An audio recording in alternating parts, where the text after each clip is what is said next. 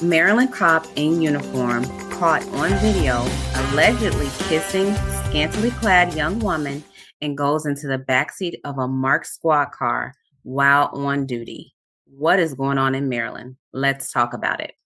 This is Criminal Justice Corner, where we discuss true crime stories. We give the real details surrounding what occurred. And just in case you find yourself in the same situation, we give you actionable advice and tips on how you can potentially get yourself out. I'm Dr. Jennifer Matthews, the host of the Criminal Justice Corner. I have 16 years of experience in the field of criminal justice and a doctoral degree in criminal justice.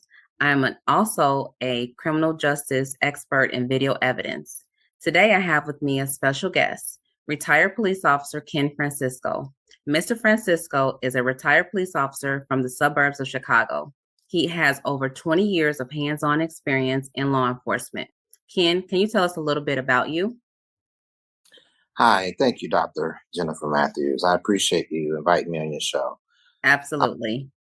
I've been in law enforcement for 22 years, the last 22 years, and I've worked in special investigations, been a detective, I've worked in patrol, done specialized details, done TAC team work, not too much surveillance, but pretty much got my feet wet. I'm recognized as a evidence technician, trained by the Illinois State Police, and yeah, I've had my turns around the block.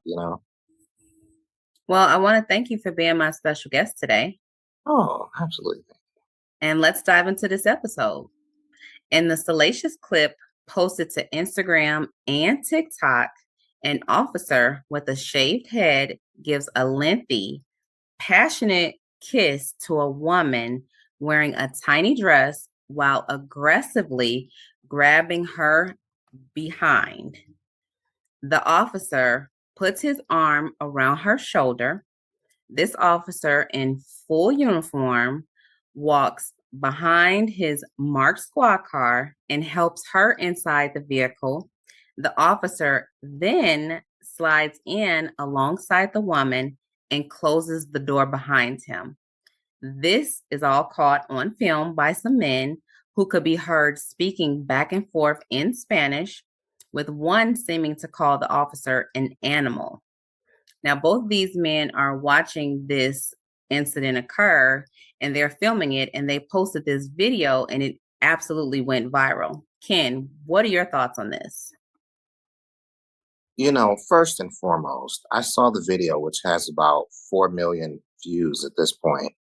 And I think it's really sad because, I've worked in law enforcement, worked in a marked vehicle, and you're in uniform. And once you're out there in the public, I mean, I really think you have to be on your best behavior. We live in a day and age where everything you do is recorded. I remember once eating at a restaurant and I looked over and some guy had his cell phone up. And I'm like, so as a law enforcement officer, I believe he should have known better and should have known that anytime you're out in public in a uniform, in a marked vehicle, you should know that all eyes are on you. And it really goes to show you uh, where his mindset is. Like he had no idea. And in that video, it looked like they were in a park. Absolutely. It was a park. Of all places. So I really thought that was pretty disgusting. And, little kids see officers in uniform and they're really the ones who are paying attention to us. And, they're really watching your every move. And just to think that these children in that park were looking at him kiss on this woman and then, you know, just commandeer her over into the back seat of the squad car. That's just outrageous to me. Now, we know it was later found out, I should say, that this woman was not his wife. So, what do you think that his wife felt, or how do you think his wife felt when she found out that this happened while he was at work and then this video went viral? It's very embarrassing for your family members, and I feel bad for his wife.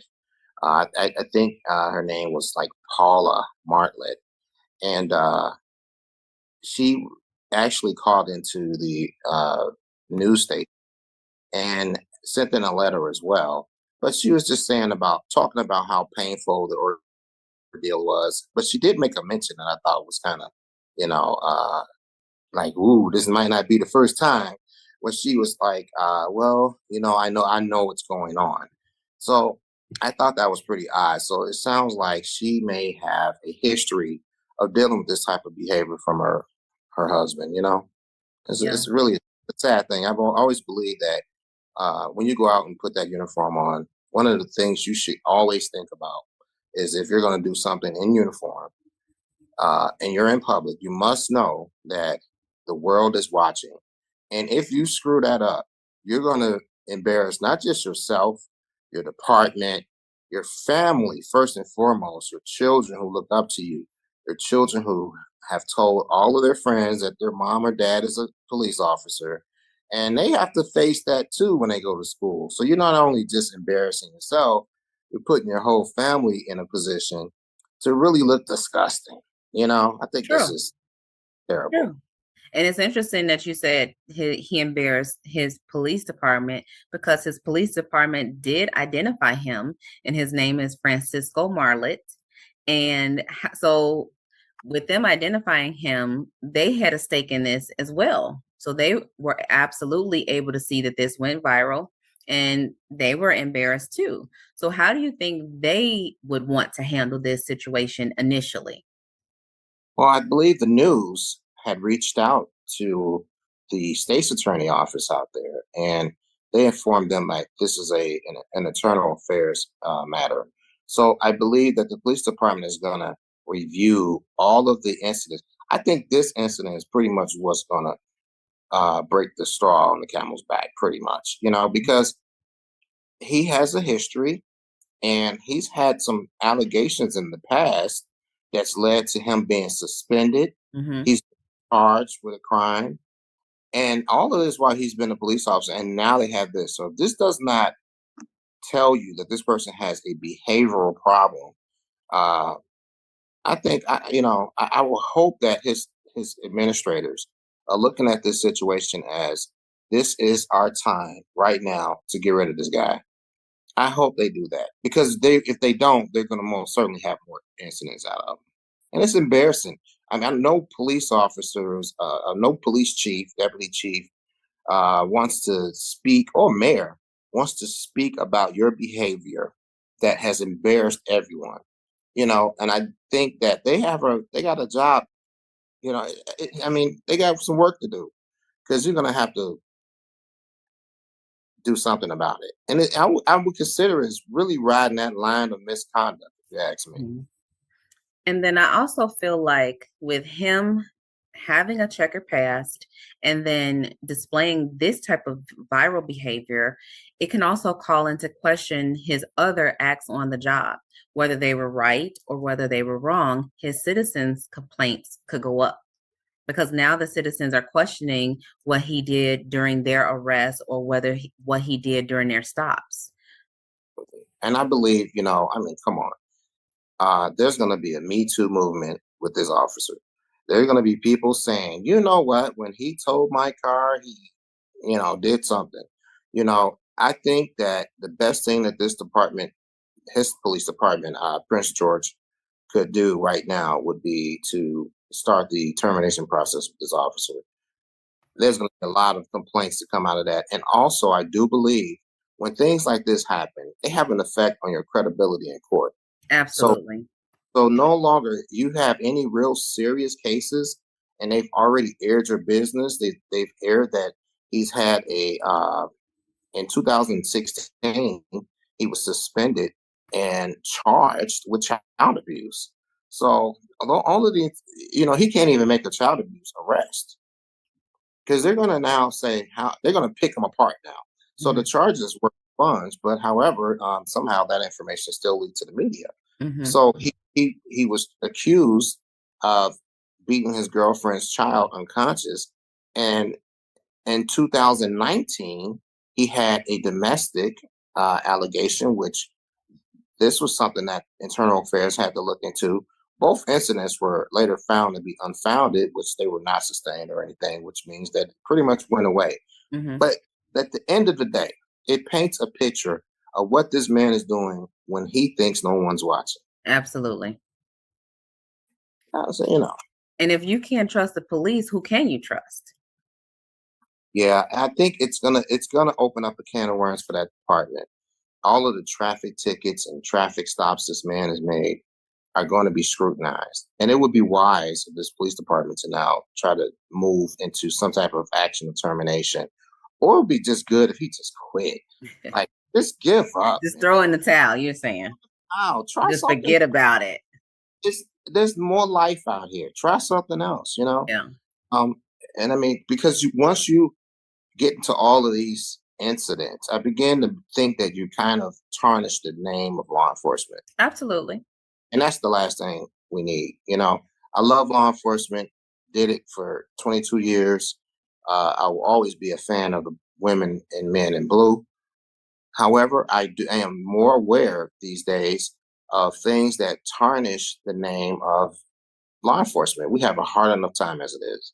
You know, it's been really difficult for officers ever since the Ferguson incident. So, you know, I think that any behavior that's caught, like, hey, do us all a break. Give us all a break and just let go. Do something else. Go tow cars. Go do something, man. Because eventually he's going to find something that's going to really alter his life, and he'll be trying to, you know, come back from that. But it's a shame, and it's too bad for the people of in the Prince George area, in the Oxon Hill area. It's a horrible thing. Now, his wife did speak out further, and she says that the husband, Francisco Marlett, and this young lady have been, this is his mistress, and they've been dealing for the past 2 years. So, what do you think about that? Well, it just shows you how comfortable he is in this relationship with this woman, this extramarital affair he's having. Yep, Very comfortable. And he, instead of using his time to be patrolling or, you fighting know, crime. yeah, well, I'll just go, I'll be a little more specific and say, how about like, hey, doing some traffic enforcement? Or there's always something to do in this field, you know, Yeah. and we in law enforcement, we kind of have the privilege of picking how our day goes. You know, you can have a day where you're like, I'm not giving any passes. You know, you can have a day where it's like, you know, I'm going to give warnings all day today. You know, so I think that this guy has taken advantage of that, and that's the trust that this job has a certain amount of trust that is bestowed upon you as an official. And once you get out there and you get comfortable doing something else, you just get tunnel vision. This guy is in a park and being videoed, and I am surprised that he never looks around. Not one time. He is so focused in on this situation that it makes you wonder, just like, wow, man, this guy is like oblivious to his surroundings, And it was like broad daylight. broad daylight. I mean, you know, I think it's a shame, and it's definitely something that I'll be honest. I'll play devil's advocate here. You know, I know officers can have reputations of some of them being flirtatious and so forth, especially the single guys and the younger guys. You know, they're at the top of their game. However, you must be cautious to know that you can easily tarnish the name and the reputation and integrity of law enforcement agencies. And one person does it, now everybody in the whole entire world are womanizers or something. You Hmm. know, this is how law enforcement is viewed. Yeah. You know, it's a very tough field to be in because you're scrutinized by your actions. And one officer somewhere in Florida can do something, and an officer in Oregon can feel the impact of that. You Yep. know, I feel like this is another situation where this guy is just totally tunnel vision on something and has completely forgot what he's at work to do. And for 2 years, I mean, what? Just wait till you get off. If she knows already, wait till you get off work. gosh, He just don't couldn't wait, sounds like. wait. It's just, and greed always gets you. I'm trying to tell you. Every time, every Oh, time.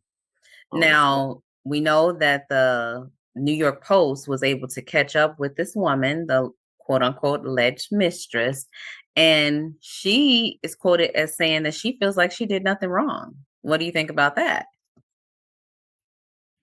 well, it's a double-edged sword because on one side, you gotta look at it like, well, she does not have the obligation of marriage, the obligation of the vows that were made through better or worse. She didn't make those vows or promises to that woman. Right. He did. And on the other side of that is a woman who could be contributing to the discord, the dysfunction of a marriage or a household, which, you know, is never good. It kind of just, there's always a child mixed up in that's affected by these decisions from these adults. You know what I mean? So it's, it's a double-edged sword with that. I think she wouldn't have had anything to say if you really think about it. What could she say? What could she say? She couldn't say anything. Like, what could she say to make herself look good? Nothing. She couldn't make anybody be on her side about it because they know it, this story has hit the ears of every married woman that's especially married to a law enforcement officer, and they all hate her right now. You Yeah. know, and they're like, "That's the one that calls in the middle of the night." Just Yeah. crazy. But I most of all, I do think that she is she's already embarrassed herself, but he it's not so bad for her. It's worse for him. Yeah. And you could tell. I mean, obviously, if that's all she had to say, she could have been apologetic about it. She wasn't. She I does think have a point though. She did not technically do anything wrong because she was not at work. She did not make him do anything. She was not the one like coaxing him into the back seat. Technically, she didn't do anything wrong. well, yeah, that's an interesting point. If she meets you at work and she's not working, she's not doing anything, not breaking any rules or laws, well, it's not illegal for her to get in the car. It's just It's technically I speaking. it's technically speaking, and I'm sure once this started going all over the place, she got a pro bono attorney. Or seriously, I mean, that same day, she Yes. already had a lawyer that's like, "Hey, what did you do wrong? Nothing. In fact, maybe you're traumatized from this whole ordeal." You know what I mean? Yes. You always got to think. They like to sue the police. Yeah. So I think that this is going to turn around to be something else. I didn't do anything wrong, and these end up being situations where she'll probably try to seek some sort of damages. Believe it or not, she'll be the one to seek damages to say, hey, my life is destroyed. Everyone thinks I'm a snitch Yeah. and everything else. So it'll be interesting to see how this unfolds. Definitely. But I will say that it did come out that the police department did seek to suspend him and he is officially suspended. Francesco Marlett. They did do the right thing by suspending him. Well, if they didn't want to be embarrassed, uh, I mean, that was the only thing they could have done. Yeah. Now, stories tend to fade away out of the media, and we don't hear anything about the outcome because No, yeah. it isn't any criminal charges likely to be associated with this. So True. uh, this is one of those things that fade away. And guess what? He might get another slap on the wrist. Yeah. He may get 30 days pending, and they'll bring him back, hey, just to make it, we're going to make an example this time. Right. I think this is because there's not any criminal charges included, that this is going to be a story that we'll just be able to look it up. There'll be more incidents like that, and you never hear about the outcome. They'll wait till the smoke clears, and this man will be right back at work. But I think this is why it was important to do a podcast episode about it because he shouldn't be able to fade into the spotlight. Things like this should be highlighted. Just because he's an officer does not mean that he can get away with doing things like this.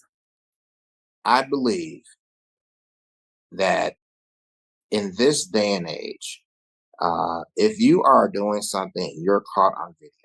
Video footage is critical. It saves our lives, really. It saves our jobs. It saves a lot of things.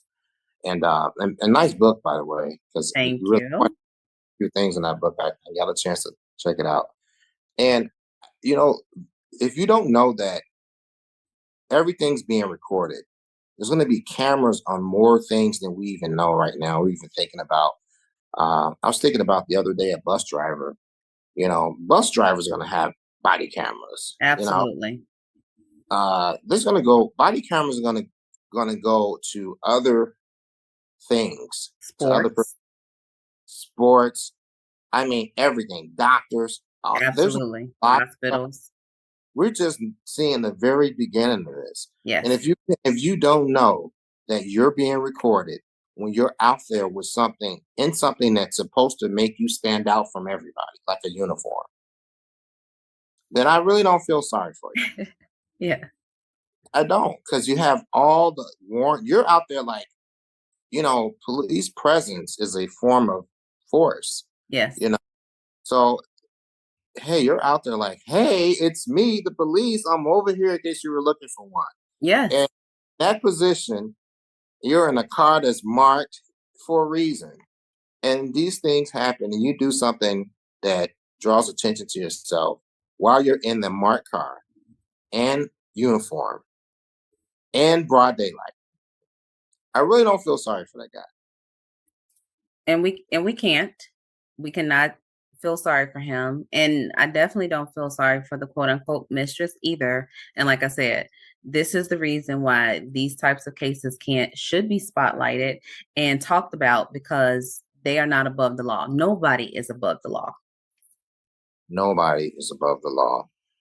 And I hate to say it. And even though there's not a law broken here, Hmm. but there's an expectation of Correct. of integrity. And he definitely showed that he can't be trusted if he's not being watched. So Exactly. that's gonna, hopefully their police board or hear it and say, you know what, we got the 2016 incident, we got the 2019 incident, we got the 2023 incident, and then we got this. Correct. Yeah, earlier in May this year, Right. you know, has had domestics as recent as May of this year.